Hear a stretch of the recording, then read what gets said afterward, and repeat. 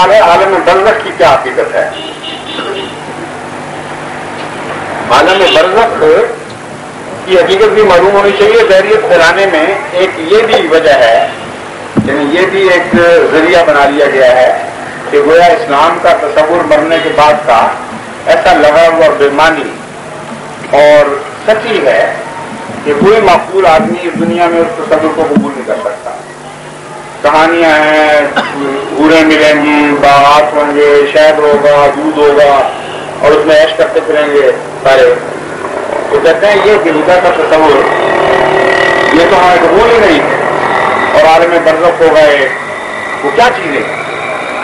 اگر آپ حضرت مرزا صاحب کی قرآن کریم کی تفاسیر کو نکال دیں اس نقشے سے تو پیچھے وہی کچھ رہ جاتا ہے جس کے نتیجے میں دہریت پھیل گئی. حضرت مرزا صاحب تشریف لائے اور یہ بہت بڑا احسان ہے حکومت کا خدا تعالیٰ کا کہ آپ کے ذریعے ان باتوں کے حل پیش کیے قرآن و حدیث کی روح سے جس کو علماء نے بگاڑ کر کہانیوں میں تبدیل کر دیا تھا. عالم برزخ بھی انہیں میں سے ایک چیز ہے. حضرت مسیح علیہ السلام نے فرمایا کہ لوگ جو یہ کہتے ہیں علماء کہ ظاہری قبر جس میں ہم پڑھتے ہیں یہی وہ قبر ہے جس میں کھڑکیاں کھلیں گی جنت اور جہنم کی، اور جس میں فرشتہ آئے گا قبر کے اندر اور پھر سوال جواب کرے گا، جاتے ہی نماز کا پوچھے گا اور پھر مارے گا گرز سے اگر وہ نہیں پڑھتا ہوگا. آپ نے فرمایا کہ یہ ساری حضرت صلی اللہ علیہ وآلہ وسلم کے کلام اور قرآن کریم پر غور نہ کرنے کے نتیجے میں کہانیاں بن گئی. قرآن کریم نے کہیں ایسی قبروں کا ایسے برزخ کا تصور پیش نہیں فرمایا. آپ نے فرمایا کہ ذرا عقل کرو، ہزاروں قبریں ہیں جو بعض دفعہ آسمانی حادثوں کے نتیجے میں ننگی ہو جاتی ہیں.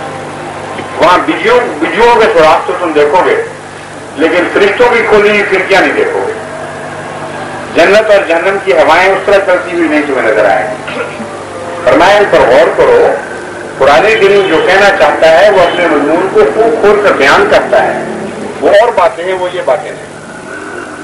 قرآن کریم کا جو تصور ہے عالم برزخ کا اور قبر کا، جس کے متعلق تفصیلی مضمون تو میں یہاں بیان نہیں کر سکتا. میں آپ کو یہ آپ کی رہنمائی کر سکتا ہوں کہ حضرت مسیح علیہ السلام کی ایک کتاب ہے اسلامی اصول کی فلسفی. اس میں ایک مذہبی کانفرنس میں یہ سوال جو سوال اٹھائے گئے تھے ان کا جواب ہے. اور ایک سوال یہ بھی تھا کہ مرنے کے بعد کیا ہوگا اور کیا کیفیت ہوگی. تو قرآن اور حدیث سے آپ نے اس مضمون پر نہایت کی تیاری تفصیلی روشنی ڈالی ہے جو اتنی عقل کو مطمئن کرنے والی ہے. مسلمان کی عقل تو پہلے ہی تیار ہوتی ہے مطمئن ہونے کے لیے کہ اس زمانے میں جب یہ کتاب شائع ہوئی ہے تو مشہور ٹولسٹائی نے یہ لکھا کہ یہ ایک ایسی عظیم کتاب ہے جو کہ عام حیثیت میں رکھتی ہے اور یہ کوئی غیر معمولی مرد ہے جس نے دنیا کو اس طرح چیلنج کیا ہے ان معاملات کے. تو آپ اندازہ کیجئے کہ اس کتاب کا کیا مقام ہوگا اس زمانے جب ہندوستان کی کوئی پوزیشن حیثیت نہیں تھی. قادیان کی بستی سے ایک آدمی کتاب لکھتا ہے اور دنیا کے بڑے بڑے لوگ ٹولسٹائی جیسے یہ اس کے اوپر تبصرے کرنے لگ جاتے ہیں. اس کو پڑھیں تو آپ پر یہ ساری حقیقتیں روشنی ہو جائیں گی اور یہ بھی یقین ہو جائے گا کہ یہ شخص کلام الہی سے بات کر رہا ہے، اپنی طرف سے بات بھی کر رہا ہے. 12 عالم برزخ کا خلاصہ میں آپ بتا دیتا ہوں. عالم برزخ سے مراد یہ ہے کہ مرنے کے بعد اس دن سے پہلے جس کو حشر نشر کہا جاتا ہے انسانی روح ایک لمبے درمیانی دور سے گزرے گی جس میں اس کی ڈیولپمنٹ ہوگی.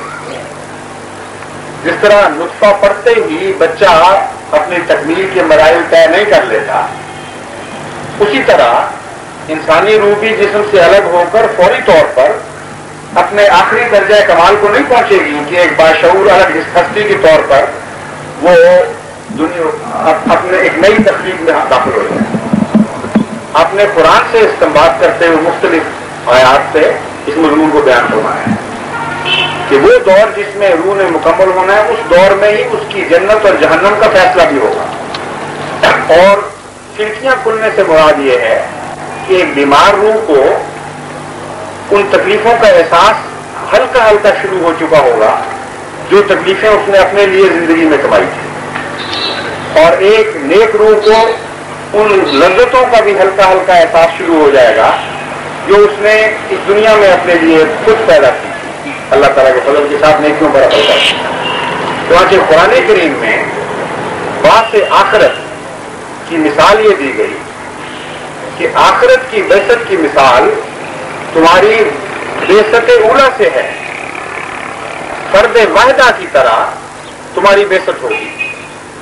اب فرد واحدہ کی بعثت کیسے ہوتی ہے اس کے متعلق خود قرآن فرماتا ہے، یعنی یہ نہیں کہ ضرورت کہ آپ کے آج کل قرآن کے لوگوں کے متعلق اس کے چاہنے والے اپنی طرف سے لقمے ڈالیں قرآن کی بک میں۔ ایک ایک چیز قرآن نے خود بیان فرمائی ہے۔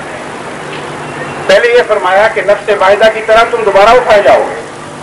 نفس واحدہ کس طرح اٹھایا جاتا، کیا ہوتا ہے اور کس طرح وہ پیدا ہوتا ہے؟ فرمایا ماں کے پیٹ میں ہم تمہیں جو شکلیں دیتے ہیں، تصویریں تمہاری مختلف بناتے ہیں، ان پر غور کرو تو تمہیں سمجھ آ جائے گی۔ کیسا حیرت انگیز کلام ہے۔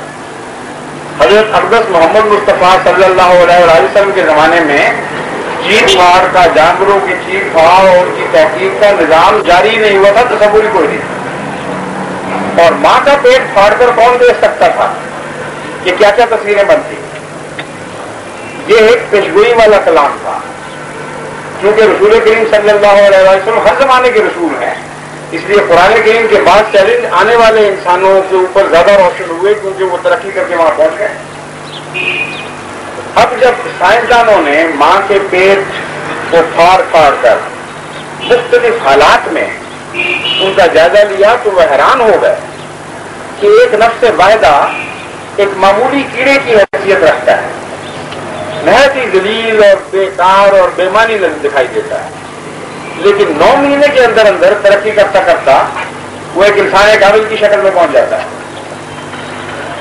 تو فرمایا کہ تم جب فوت ہوگے تو تمہاری علیحدگی روح کی اس روح کے مقابل پر جس کو ہم نے مزید ترقی دینی ہے وہی مقام رکھتی ہے جیسے ماں کے پیٹ میں پہلے دن کا بچہ، پھر اس کو نئی شکلیں عطا ہوں۔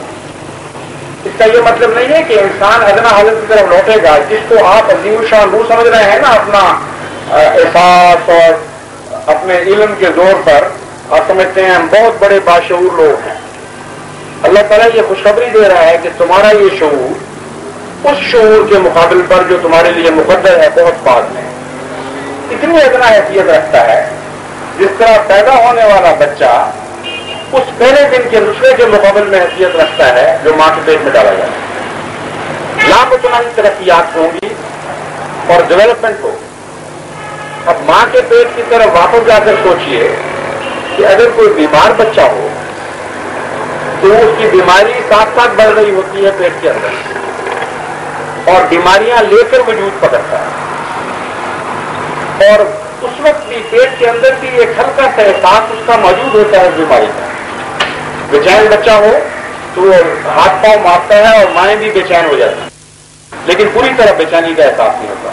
پھر وہ پیدا ہوتا ہے، پھر اس کا شعور اور ترقی کرتا ہے، یہاں تک کہ اس کی بیماریاں اس کے لیے دکھ کا موجود بن جاتی ہیں۔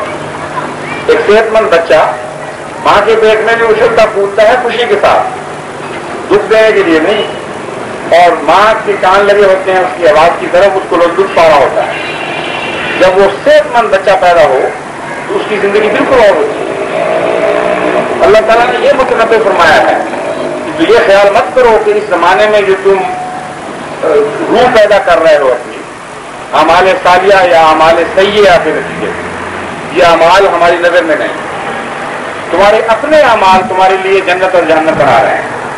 تم خود روحیں بیمار پیدا کر رہے ہو یا صحت مند پیدا کر رہے ہو۔ اس لیے کل کو جب یہ متمثل ہو جائیں گی چیزیں ساری اور ایک نئی روح پیدا ہوگی تو تمہارے اعمال سے اس کا تعلق ہوگا۔ ایک تفاق ظالم گندے فطرت کا انسان جسے غریب انسان کی ہمدردی نہیں، اللہ سے پیار نہیں ہے، اس کی روح اور طرح پیدا ہوگی اور وہی اس کے لیے جہنم ہے۔